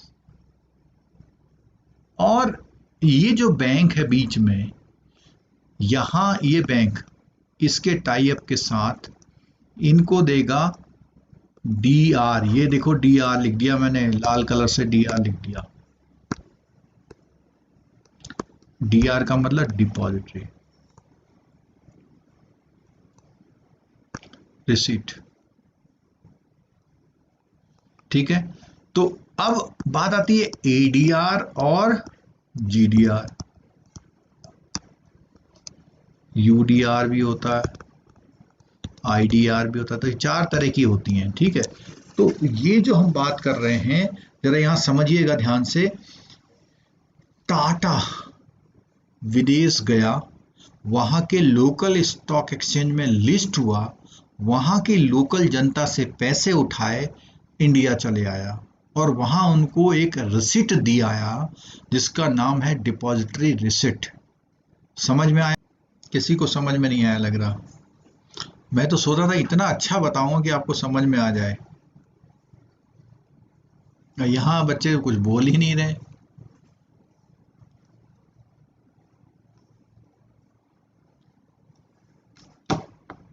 चलिए, अब ये कंपेयर होगा थ्योरी से। चलिए अब यहाँ पे थ्योरी से, अब देखो पहला मेरा वर्ड है डिपॉजिटरी रिसीट, जो मैंने आपको समझाई। तो अ डिपॉजिटरी, ध्यान से ना, is a type of negotiable transferable financial instrument that is traded on a local stock exchange of a country but represent a security usually in the form of equity that is issued by a foreign publicly listed company। देखो अब मैं यहाँ पे compare कर रहा हूँ, क्या है लोकल स्टॉक एक्सचेंज। यहाँ पे लोकल स्टॉक एक्सचेंज है SEC के, SEC में क्या है, न्यूयॉर्क स्टॉक एक्सचेंज, यहाँ लिस्टेड है। और ये सिक्योरिटी किसकी है, फॉरेन पब्लिकली लिस्टेड कंपनी, किसकी है, टाटा की। समझ में आई? The deposit receipt which is physical certificate allows investor to hold shares in equity of other countries। One of the most common type of deposit receipt is the American। देखो बिल्कुल समझ में आई नहीं आई? रिसिप्ट टाटा कंपनी देगी US investor को। बिल्कुल मुकुल जी बिल्कुल सही बोला। एसईसी में लिस्ट होना जरूरी, बिल्कुल। एसईसी में गया, एसईसी में लिस्ट नहीं होगा, एसईसी से परमिशन लेगा और वहां के लोकल स्टॉक में एक्सचेंज में लिस्ट होगा वो। जैसे मैं एग्जांपल देता हूं इंडिया में, अभी अभी मैं इसी चीज को जरा समझता हूं। देखें मैं आपको बहुत अच्छी चीज बताता हूं। अभी मैं इसका रिवर्स एग्जांपल लेता हूं, रिवर्स एग्जांपल ले रहा हूं। देखना यहां मैं मान लिया अगर यूएस की जगह में चले आता, यूके चले आता। यूके में आपको पता है स्टैंडर्ड चार्टर बैंक है। स्टैंडर्ड चार्टर बैंक सेबी में आता है, सेबी से परमिशन लेता है, बीएसई में लिस्ट होता है और ये जो इन्वेस्टर हैं वो यहां पे इन्वेस्टमेंट कर देते हैं। तो जैसे इंडिया से कोई कंपनी बाहर गई, ऐसे बाहर से कोई कंपनी इंडिया आएगी, ठीक है। तो वो क्या है, फॉरेन पब्लिकली लिस्टेड कंपनी है जो कि लोकल स्टॉक एक्सचेंज में लिस्ट हो रही है और लोकल इन्वेस्टर उसको उसकी सिक्योरिटी को खरीद रहा है। तो इंडिया में जो है स्टैंडर्ड चार्टर का आईडीआर आया था, बहुत फेमस हुआ था, ठीक है।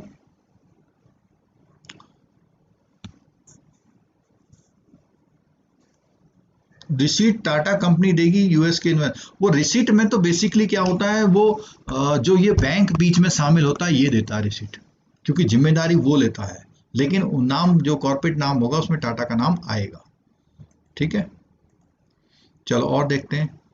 विच has been offering companies investor and traders global investment opportunity since 1920, ठीक है। तो ये क्या है, बहुत 1920 से काम हो रहा, लगा लीजिए आज से 100 साल पहले से काम हो रहा है इंडिया में, वो अमेरिका में। Since then deposit receipt have spread to other part of globe. और अगर यही चीजें ग्लोबल फॉर्म में जाती है तो उसका जीडीआर, तो वो क्या है, दूसरा एडीआर का दूसरा नाम जीडीआर है। अगर यूरोपियन है तो यूरोपियन है। और तीसरा क्या आईडीआर, जिसमें तो 4 तरह की आईडीआर मैंने बता दी। ADR are typically traded in US national stock exchange, जैसे NYSE हो गया, ठीक है, और American stock exchange. While GDR commonly कहाँ पे है, वो लिस्टेड यूरोपियन स्टॉक एक्सचेंज में है या लंदन स्टॉक एक्सचेंज में। Both ADR GDR are usually denominated in US dollar but can also be denominated euros. समझ में आई बात? तो ये ADR GDR का बेसिक वो हुआ, ठीक है। अब इस डिपॉजिट रिसीट का मैकेनिज्म समझ लेते हैं, क्या है। A deposit receipt is the created when a foreign company wishes to list its already publicly traded share or debt security on a foreign stock exchange। वही बात फिर दोबारा आ रही है। Before it can be listed in a particular stock exchange, the company in question will have to meet certain requirement put forth by exchange। यानी क्या है, उसको वहां लिस्टेड होने के लिए वहां के सिक्योरिटी एक्सचेंज के जो जैसे सेबी या SEC है वहां से परमिशन लेनी पड़ेगी, पूरी रिक्वायरमेंट पूरी करेगी। अब बोलता है initial public offering however can also take the form of deposit, यानी जैसे यहाँ पे आईपीओ होता है वैसे ही वहाँ डिपॉजिट रिसीट होती है, वो आईपीओ की तरह आती है, ठीक है।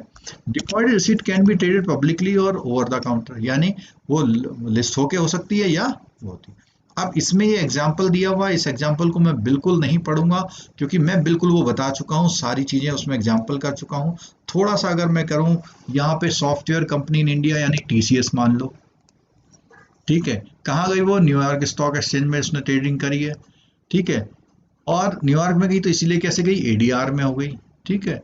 और वहां पे बोलता है यहाँ पे before the software company shares traded freely on exchange, US broker through an international office or local India would purchase the domestic shares of the Indian market then have to be deliver in the local Indian custodian. अब देखो यहाँ पे वो कह रहा है कि वो सारी चीजें क्या करेगी, इंटरनेशनल ऑफिस में अपना सारा यूएस ब्रोकर जो है इंटरनेशनल ऑफिस के थ्रू ही सारा काम करेगा। Depository bank is an American institute. अब यहाँ पे बात आई थी, मैंने कहा था एक बैंक बीच में शामिल होता है, तो क्योंकि यहाँ की कंपनी वहां जा रही है, लिस्टिंग होने जा रही है, तो वहां कोई बैंक हायर करेगी, ठीक है, that issue the ADR in America. Let us know, अब न्यूयॉर्क बैंक ऑफ न्यूयॉर्क है, वहां ले लिया उसने, ठीक है, वो क्या करेगी, वहां पे बैंक ऑफ न्यूयॉर्क उसका लोकल कस्टोडियन है, in India receive the shares, और वो सारे शेयर्स लेके अपने पास रखेगी और उसकी ट्रेडिंग कराएगी वहां के लोगों को, ठीक है। अच्छा, अब बेनिफिट की बात आई, देखो बेनिफिट बहुत अच्छा इसमें पॉइंट है बेनिफिट वाला, तो इस बेनिफिट के पॉइंट में ले लेते हैं हम लोग।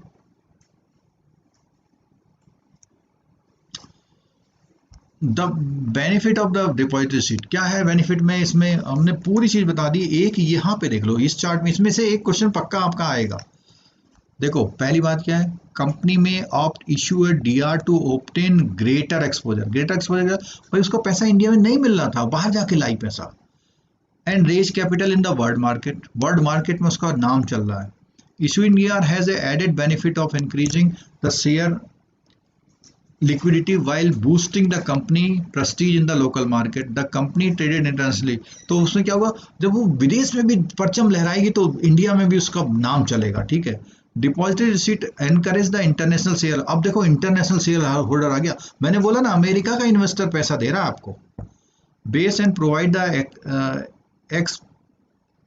expatriates living abroad an easier opportunity to invest their home country, यानी उन्हीं की कंट्री में बैठे बैठे उसे यहाँ की टीसीएस या यहाँ की टाटा कंपनी में पैसा लगा लिया उसने, बैठे बैठे उसे विदेश मार्केट नहीं जाना पड़ा, ठीक है। Moreover in many countries specially though the emerging market obstacle often prevent foreign investor from entering in the. अब देखो यहाँ पे वो भी है, जो एफआईआई को आई को रिस्ट्रिक्ट करते हैं, तो वो वहां पे उनको बिना एफआईआई के वो पैसा मिल जा रहा है, ठीक है। इन्वेस्टर को क्या फायदा है, के लिए बात हुई कि भैया वहां जाके पैसा उठा लाई, इन्वेस्टर भी बैठे बैठे क्या हो रहा है कि ग्लोबल उसका जो है एक्सपोजर है, वहां का बंदा बैठे बैठे कह रहा है कि मेरे तो शेयर टाटा में भी लगे, यहाँ का बंदा बैठे बैठे कह रहा मेरे तो शेयर स्टैंडर्ड चार्ट में भी लगे हुए। Investor gain the benefit of diversification, तो क्या कई कंट्री में इन्वेस्ट कर सकता है while trading their own market under familiar।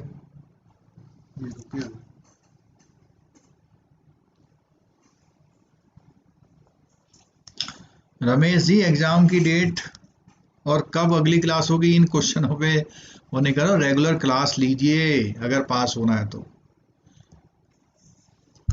DR investor will be able to reap the benefit of the usually higher risk, higher return equities without having endured the added risk of going directly। अब देखो investor बिना विदेश के market में जाए हुए high risk और वो बैठे बैठे ले रहा है घर में, रिटर्न भी हायर ले रहा, ठीक है, तो ये इसके बेनिफिट है, ठीक है। चलिए अब लास्ट इस टॉपिक इस यूनिट का एक लास्ट पॉइंट है पार्टिसिपेटरी नोट। देखिए पार्टिसिपेटरी नोट और जो एडीआर डीडीआर है, ये भी क्योंकि फॉरेन एक्सचेंज के फॉरेन मार्केट में आपका पार्टिसिपेशन करा रहा है, तो जैसे अभी हम बात कर रहे थे किसी को अगर शेयर लेना है तो उसे विदेश की मार्केट जाना पड़ेगा।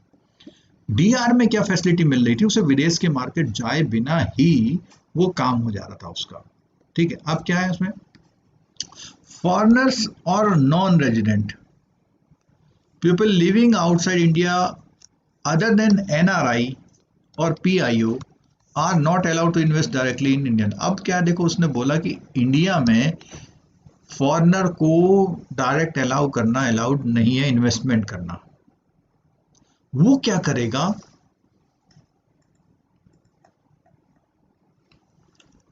ये कंट्री है, ये इंडिया है और ये यूएस है, ठीक है।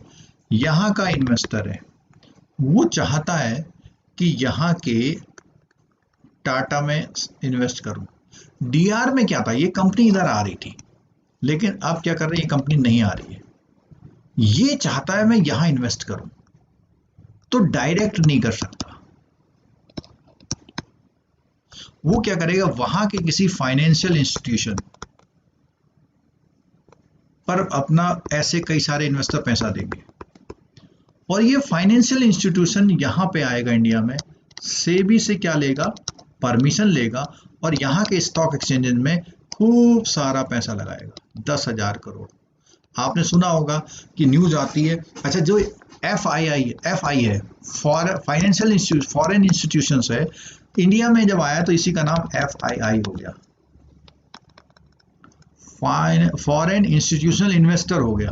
और ये पैसा किसके लेके आ रहा है, ये यहाँ के लोगों का लेके आ रहा है। ये जो पैसा लेके आ रहा है वो यहाँ के लोगों का लेके आ रहा है, ये यहाँ के लोगों का पैसा ला रहा है, पैसा ला करके यहाँ दे रहा है। तो आपने सुना होगा, न्यूज आती है कि एफआईआई ने बहुत सारा पैसा लगा दिया, बहुत सारा पैसा निकाल दिया, उससे शेयर मार्केट धड़ाम हो गया, बहुत बूम आ गया, ये सब उसकी वजह से होता है, ठीक है। तो पार्टिसिपेटरी नोट में बोल रहा है कि वो डायरेक्ट अलाउड नहीं है, वो किसी फाइनेंशियल इंस्टीट्यूशन के थ्रू आएगा। तो क्या है, their involvement in the Indian capital market has to be carried out through a foreign institution which in turn required to be itself, वो मैंने बोला ना, सेबी में उसको रजिस्ट्रेशन कराना पड़ेगा, और उसी का नाम एफआईआई होगा।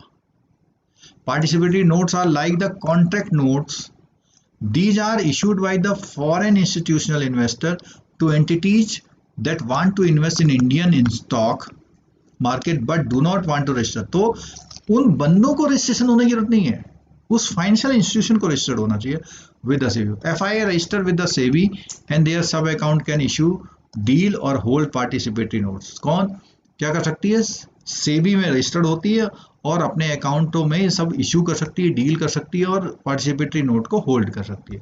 The underline securities against these notes would be listed or propose to be listed in any stock exchange.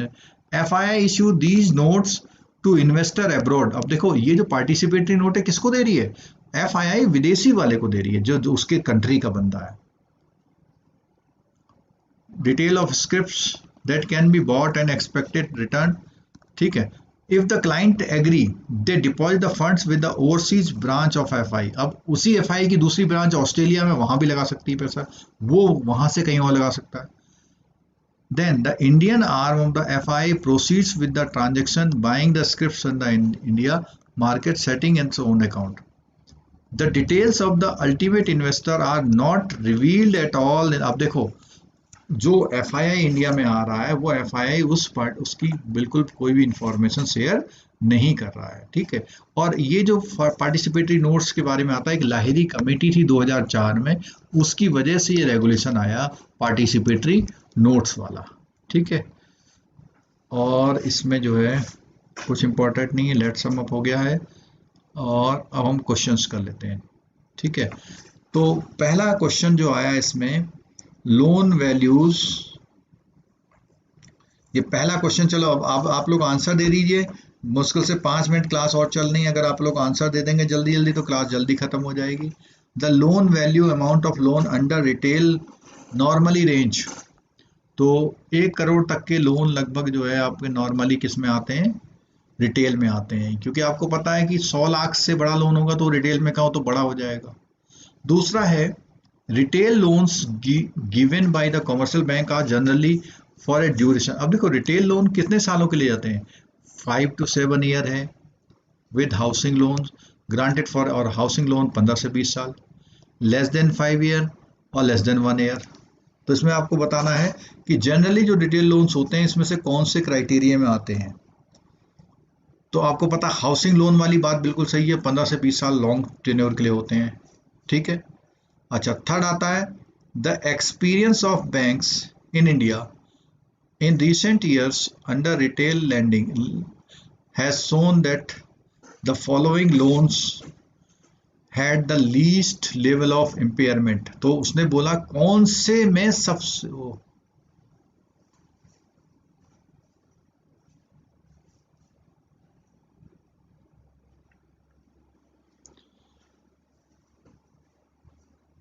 तो जो ये थर्ड क्वेश्चन है, आपको पता है कि एक्सपीरियंस जो बैंक में क्या एक्सपीरियंस किया गया इंडिया के बैंक्स में कि जो हाउ कौन से लोन का पोर्टफोलियो, तो इसमें बोला कि लीस्ट लेवल, तो हाउसिंग लोन यहाँ पर सबसे कम डिफॉल्ट में है।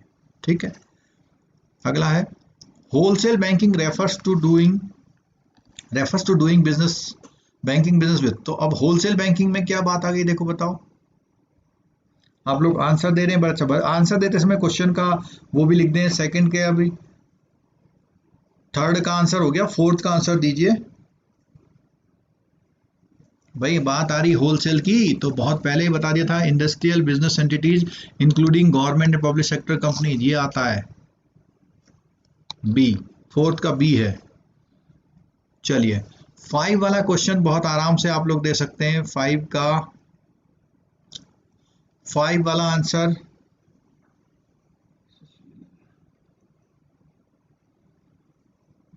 फिफ्थ का आंसर दीजिए।